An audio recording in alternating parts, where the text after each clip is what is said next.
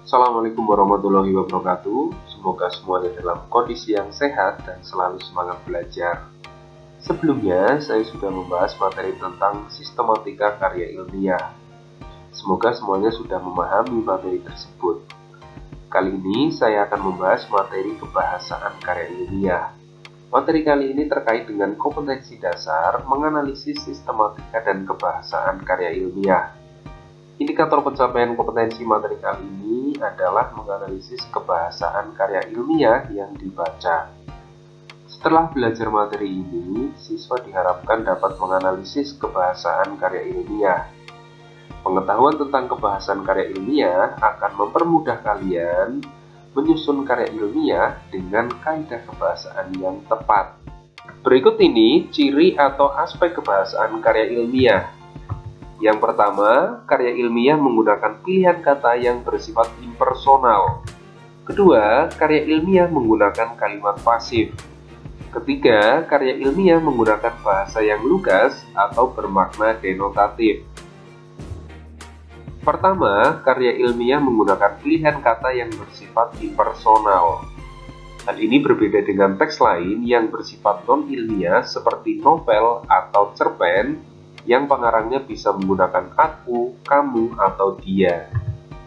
Kata ganti orang yang digunakan dalam karya ilmiah harus bersifat umum, misalnya penulis atau peneliti. Cermati contoh berikut. Pertama, contoh yang salah. Saya mengumpulkan data penelitian dengan menggunakan kuesioner. Kedua, contoh yang betul.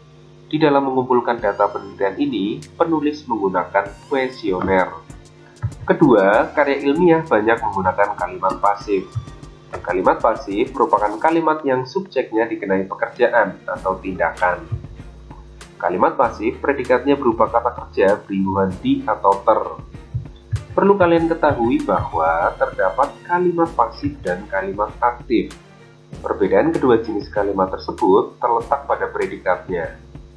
Seperti yang sudah saya sebutkan tadi bahwa kalimat pasif predikatnya berupa kata kerja berhubungan di atau ter. Sedangkan kalimat aktif predikatnya berupa kata kerja berhubungan me atau ber. Cermati contoh berikut. Kalimat pertama merupakan kalimat aktif karena predikatnya berupa kata kerja aktif, yaitu melakukan. Kalimat kedua merupakan kalimat pasif karena predikatnya berupa kata kerja pasif, yaitu dilakukan. Cermati contoh lainnya. Kalimat penulis menyajikan grafik merupakan kalimat aktif. Sedangkan kalimat grafik disajikan penulis merupakan kalimat pasif. Kalimat aktif pasti dapat diubah menjadi kalimat pasif. Begitupun sebaliknya. Ketiga, karya ilmiah menggunakan ragam bahasa yang lugas atau bermakna denotatif. Lugas adalah bersifat apa adanya atau tidak berbelit-belit. Karya ilmiah menggunakan bahasa yang lugas agar tidak muncul penafsiran yang berbeda antara satu orang dengan lainnya atau multitafsir. Semua hal dalam karya ilmiah harus diungkapkan secara eksplisit atau tersurat untuk mencegah timbulnya pemberian makna yang lain. Bahasa yang digunakan karya ilmiah harus reproduktif, artinya apabila penulis menyampaikan informasi, misalnya informasi bermakna X, pembacanya pun harus memahami informasi itu dengan makna X pula. Berikutnya, makna denotatif dan makna konotatif.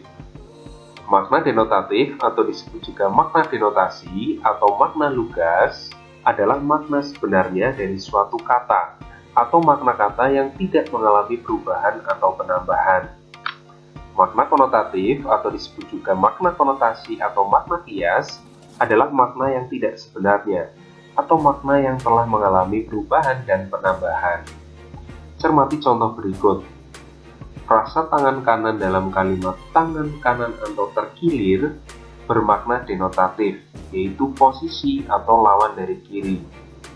Sedangkan frasa tangan kanan dalam kalimat Anto menjadi tangan kanan Pak Supri bermakna konotatif, yaitu orang kepercayaan. Kata panas dalam kalimat malam ini udara sangat panas bermakna denotatif, yaitu suhu. Sedangkan kata panas dalam kalimat hatinya panas karena sering diejek bermakna konotatif, yaitu emosi atau marah. Selain ketiga ciri kebahasaan tersebut, karya ilmiah juga menggunakan bahasa yang baku. Bahasa yang baku dapat kalian lihat di Kamus Besar Bahasa Indonesia. Demikian pembahasan tentang kebahasaan karya ilmiah, semoga bermanfaat. Terima kasih. Wassalamualaikum warahmatullahi wabarakatuh.